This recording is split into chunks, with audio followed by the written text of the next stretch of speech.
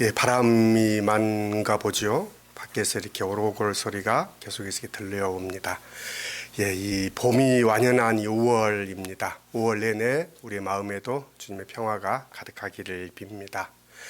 5월은 가정의 달인데 이 가정의 달이 어린이날로 시작한다는 것도 참 의미심장합니다. 어린이는 어른의 스승이라는 이 워주어지의 말도 있는데요. 참 어린 아이 또 그리고 부모님 또 스승님 또 부부의 날도 있고 이런 5월 가정의 달입니다. 그 어린이를 생각하면 저는 이 생텍쥐페리의 어린 왕자의 이야기가 자꾸 떠오릅니다. 고전이 된 책이기도 한데요. 생텍쥐페리의 어린 왕자의 많은 부분들 이렇게 기억나실지 모르겠지만 동화 같은 이야기지만 이 이야기가 어떤 삶의 진실을 이렇게 담아내고 있기 때문에 오랫동안 사람들에게 울림을 준다고 합니다. 여우하고 사귄 어린 왕자에게 나는 내가 매일 3시에 오면 좋겠다라는 약속도 합니다. 그 전부터 나는 너를 기다리면서 행복해질 거야 라는 말도 있죠요. 생텍쥐페리 어린 왕자의 가장 유명한 문구는 이걸 것입니다. 사막이 아름다운 것은 어딘가에 우물이 숨어 있기 때문이다 라는 말입니다. 맞아, 집이건 별이건 사막이건 그 아름다운 것은 눈에 보이지 않아. 그 아름다운 것은 보이지 않는 것 때문에 아름답다는 이 생텍쥐페리의 어린 왕자의 이 글귀가 어떻게 보면 삶의 한 면을 담아내고 있습니다. 화려한 것, 좋아 보이는 것이 좋은 것이 아니라 그 안에 참이 있을 때 그것이 우리에게 좋은 것으로 남는 것입니다. 우리에게 보이지 않기 때문에 별들은 아름다운 거야. 이것도 어린 왕자의 대사이기도 하고요. 또 내가 비밀 하나를 알려줄게. 아주 간단한 거야. 잘 보려면 마음으로 보아야 해. 가장 중요한 것은 눈에 보이지 않거든. 이런 말도 유명한 구절입니다. 오늘 성서의 본문은 성서의 많은 장면들 중에도 제가 좋아하는 장면이기도 합니다. 주님께서 밤새 그물을 던지며 수고했던 제자들에게 얘들아 하고 부르시는 장면입니다. 그러면서 주님은 그러한 제자들을 위해 손수 숯불도 또 떡도 준비하셔서 제자들을 그 식탁으로 초대하는 장면입니다. 이 장면은 마치 삶에 지친 우리들에게 낙심하여 맥 빠진 이들에게 와서 밥 먹으라라는 말처럼 우리 마음에 따뜻한 온기를 불어넣어 줍니다. 주님이 제자들을 부르는 호칭도 이채롭습니다. 얘들아라고 이렇게 부르는데요. 제자들을 직접 이렇게 얘들아라고 부르는 본문은 성서 복음서의 딱 이 본문 하나입니다. 그래서 이 얘들아 이렇게 부르시는 주님의 이 따뜻한 마음씀이 참 좋습니다. 주님은 당신의 제자들, 그러니까 우리들도 얘들아 하고 부르십니다. 삶에 지친 우리들에게 주님은 와서 당신의 식탁에 우리를 초대하십니다. 아무리 우리가 성인이 되고 노인이 된다고 할지라도 목자이신 주님의 양입니다. 주님은 우리를 얘들아 이렇게 부르시지요. 어린아이의 마음에 대해서도 주님은 말씀하셨습니다. 어린아이의 그 마음으로 하나님의 나라를 맞아들여야 한다라는 말씀도 우리가 되새겨 봅니다. 오늘 성서에 보면 요한복음 21장은 요한복음의 이 후기, 그러니까 에필로그로 알려져 있습니다. 처음 요한복음은 20장으로 이렇게 끝이 난 책입니다. 그런데 누군가가 그 후대에 한 장을 후기로 덧붙인 책이라는 말입니다. 후기라는 점에서 이 21장은 20장까지의 내용을 전제로 한 기록입니다. 21장이 보여주는 부활하신 그리스도의 나타나심이 세 번째라고 적시합니다. 오늘이 부활절 세 번째 주일인데요.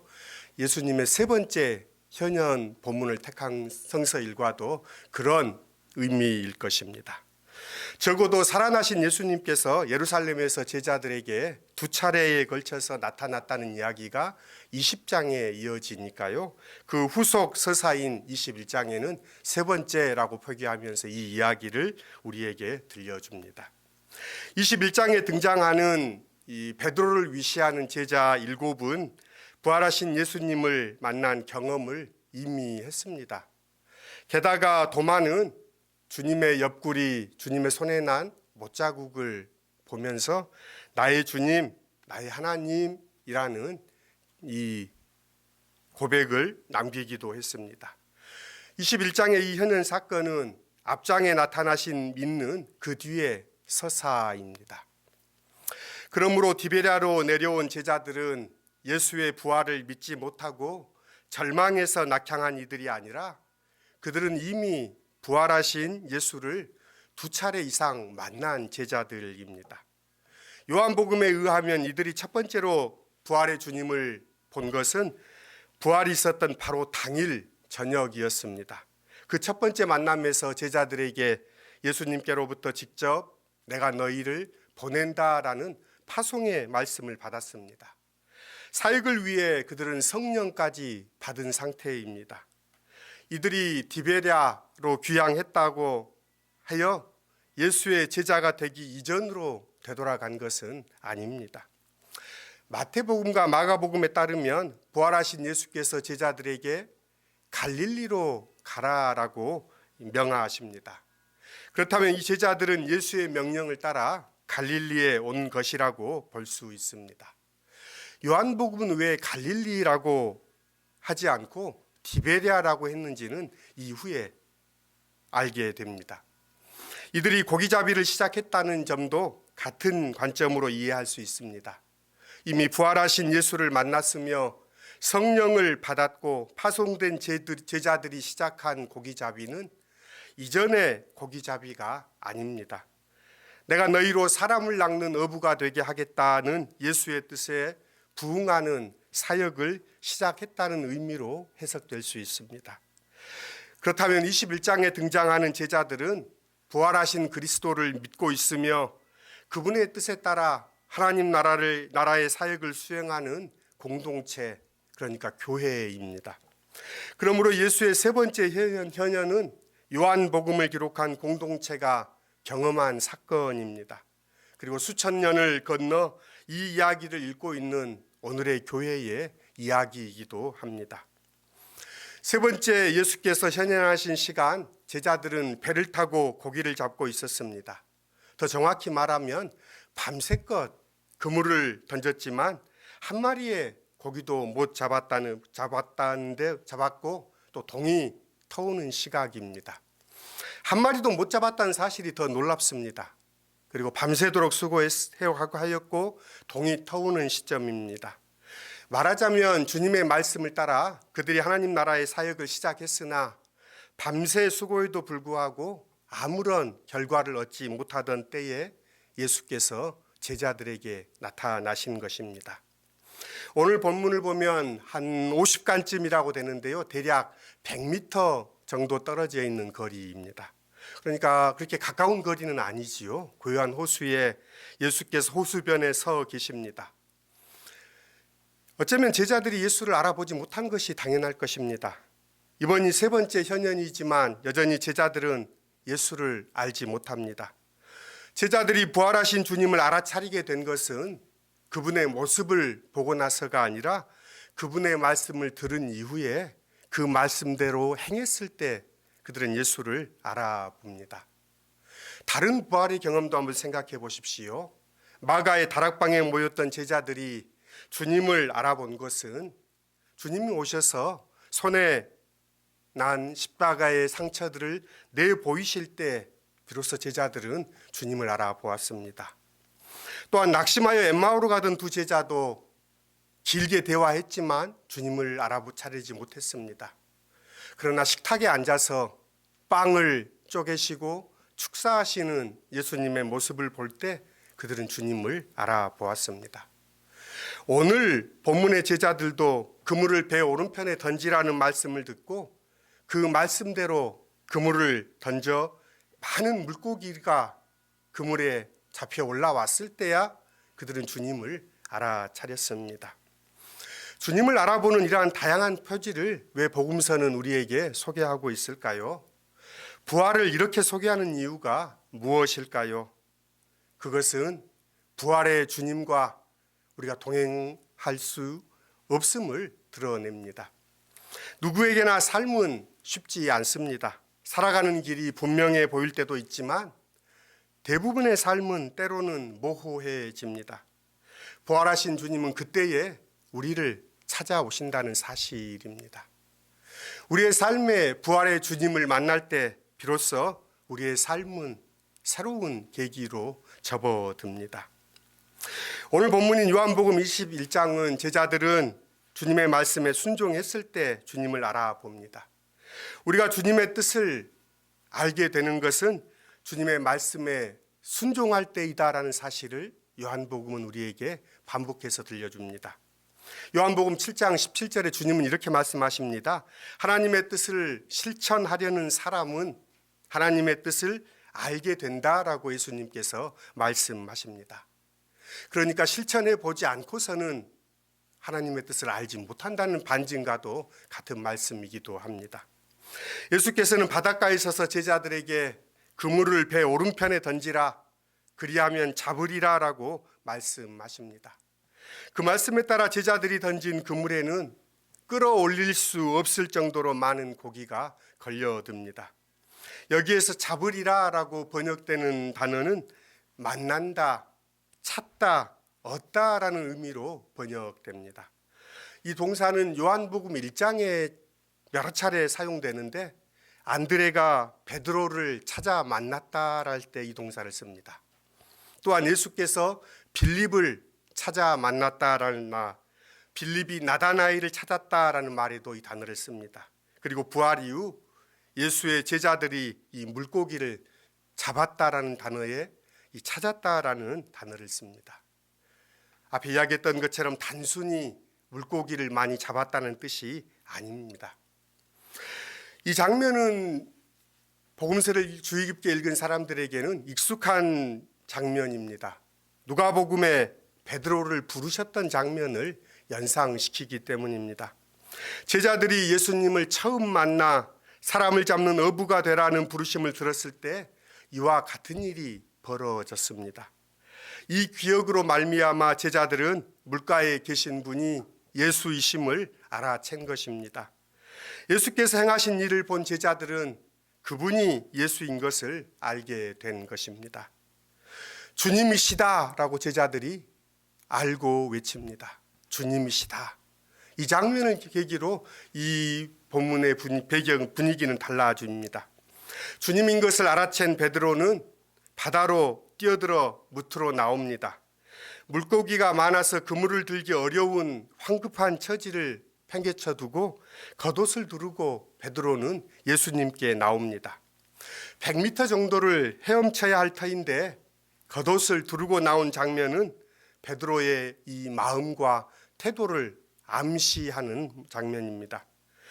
고기를 많이 잡는 것이 목적이 아니라 그리스도와 함께 하는 것이 우선임을 오늘 이 장면은 우리에게 알게 합니다. 지금 제자들이 지치도록 열중하고 있는 이 선교 사역의 주체가 자신들이 아니라 주님이시다라는 이 진실을 읽게 옵니다. 그물을 끌어올리는 일에 베드로는 손을 떼었지만 그물은 찢어지지 않고 온전히 육지로 끌어올려집니다. 밤새껏 고기잡이로 허기진 제자들을 위해 예수께서 디베랴 해변에 상을 차리셨습니다. 숯불을 피워놓고 그 위에 생선도 얹고 빵도 마련해 놓으셨습니다. 빵과 생선, 예수께서 이 음식으로 5,000명을 먹이셨던 일이 있었지요. 오병이어의 기적이라고 칭하는 그 만찬이 벌어진 장소가 바로 디베랴입니다. 그러니까 오늘 제자들이 디베랴로 갔다라는 이야기는 오늘 이 사건을 복선에 두고 있는 표현입니다. 이 떡은 내 몸이다, 이 잔은 나의 피다라는 성찬 기념사 대신에 요한복음은 나는 하늘에서 내려온 산떡이니 나를 먹으라라는 예수의 말씀을 전합니다. 그리고 마지막 장에 부활하신 예수께서 제자들에게 와서 아침을 먹어라라고 부르십니다. 이 대목에서 예수께서 제자들에게 현현하신 목적이 드러납니다. 고기를 잡는, 즉 부르심의 사역을 실천하는 이 제자들을 먹이시기 위함입니다. 부활의 증인으로 살아가는 신앙 공동체를 먹이시려고 주님이 찾아온다는 메시지를 강조하고자 요한복음은 이 후기를 덧붙이고 있습니다. 후기인 21장을 보여주는 디베라 바닷가에서의 이 식탁을 우리는 예배라고 부릅니다. 그리스도교의 예배는 생명의 양식이신 그리스도를 먹는 일이며 부활하신 그리스도의 현현을 경험하는 자리입니다. 부활하신 예수의 현현은 한 번으로 그치지 않습니다. 말씀드렸던 것처럼 부활하셨던 그날 저녁, 여드레 후, 그리고 그 후에도 반복됩니다. 현현의 장소도 무덤과 예루살렘 다락방, 디베랴 호수 등 다양합니다. 현현의 장소는 바뀌고 만나는 현상은 다르지만 부활하신 주님은 계속해서 오신다라는 사실입니다. 제자들이 주님을 찾으러 다니며 찾아낸 것이 아니라 제자들이 있는 그곳에 주님이 오신다는 사실은 명백합니다. 예수께서는 지금 디베라 바닷가에서 제자들을 먹이십니다. 예수께서는 언제나 당신의 식탁을 차리십니다. 5,000명과 4,000명의 군중을 위한 상도 주님은 두려움 없이 차리셨고 6월절 만찬 식탁도 준비하셨습니다. 결국 예수께서는 십자가에 자신의 몸을 찢고 피를 흘려 거룩한 상을 차려내셨습니다. 그리스도께서 베푸시는 이 식탁은 자신의 몸을 내어주는 생명의 만찬입니다. 부활하신 이후에도 주님은 그 상차림을 그치지 않습니다. 부활하신 그리스도께서 베푸시는 생명과 사랑의 식탁을 먹는 사람이 그리스도를 따라갈 수 있습니다. 그리스도를 따름은 그분처럼 세상을 위해 생명과 사랑의 식탁을 차려내는 일일 것입니다. 동트기 시작하는 아침, 간밤의 수고로 지친 제자들을 향하여 와서 아침을 먹으라고 불러 모아 손수 익힌 생선과 빵을 차려내신 주님, 그 주님이 부활하셨다는 선언은 오늘도 그 식탁으로 부르시는 초대가 계속되고 있다는 뜻입니다. 이 식탁에서 먹고 세상 속에 이와 같은 상을 차려내어 끊임없는 주님의 생명과 신뢰를 나누는 사람들, 그들이 그리스도인입니다. 부디 우리 시온교회가 세상의 선물과 같은 교회 되기를 원합니다. 그러기 위해서는 주님이시다라고 주님을 모셨던 그 제자들, 부활하신 주님을 모시며 그분의 식탁에 앉으며 그분과 함께 행하는 우리들 되기를 빕니다. 설교의 말씀을 맺습니다. 주님은 제자들을 찾아오십니다. 밤새 수고하였고 그물을 던졌지만 참 아무 결실도 없는 것처럼 보이는 그때에 주님은 오십니다. 주님은 낙심한 이들을 찾아오십니다. 그러면서 그들을 먹이시고 그들에게 새 힘을 불어넣으십니다. 당신의 식탁으로 우리를 초대하십니다. 비고 빈 마음 주님 앞에 나와 주님의 식탁에 채움받아 세상에 나아가는 시온의 모든 지체들이 될 수 있기를 주님의 이름으로 축원합니다. 주신 말씀 기억하며 함께 같이 기도하겠습니다. 부활하신 주님, 밤새 그물을 던졌지만 아무 소득이 없었던 제자들, 지칠 그대에 주님은 찾아오십니다. 얘들아, 그물을 배 오른편에 던져라 하시던 주님의 말씀을 듣고 순종하여 그물을 던졌던 제자들은 부활의 주님을 만났습니다. 주님의 이름으로 우리가 시온교회를 이루었지만 참으로 미미하고 아무런 결실도 없어 보이는 우리들에게 주님은 찾아오십니다. 얘들아, 와서 조반을 먹으라. 우리를 위하여 상을 차려주시고 먹이시는 주님 감사합니다. 우리도 주님의 은혜에 힘입어 세상에 상을 차리는 교회 되게 하여 주십시오. 예수님의 이름으로 기도드립니다. 아멘.